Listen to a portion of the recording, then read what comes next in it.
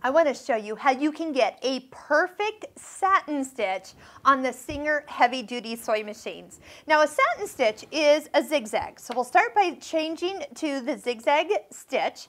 The length we're going to adjust towards the 0 amount. We're going to shorten up this zigzag so it's really compact and close together. The width is really what will be your choice. How wide you want that satin stitch to be. Maybe I'll just start around 3, but once I get the setting for the length correct, I'll show you how we can make that even bigger or narrower as we stitch. So let's go ahead and start to sew. So I have just a regular zigzag kind of coming down my fabric. So while I'm sewing, you can change the stitch length as you sew and it will shorten it up. Now what I'm looking for is that the stitches are going to get closer and closer together.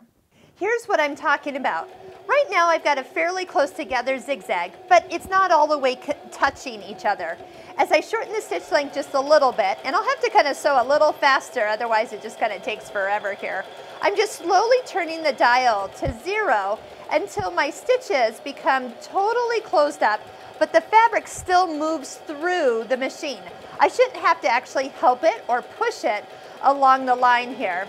And this is a great way to go around an applique, a piece of a piece of fabric you're applying to a base fabric.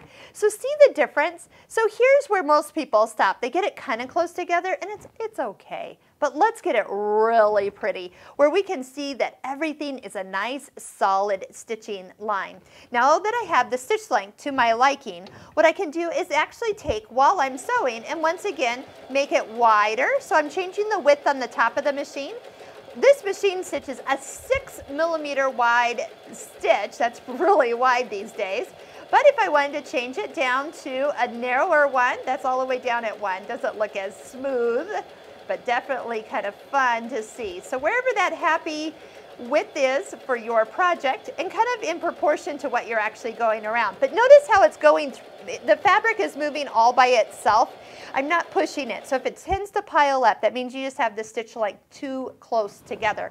So let's take a look at the changes when I made it wider and narrower. So you can really dial in to the perfect setting when you want to do a satin stitch.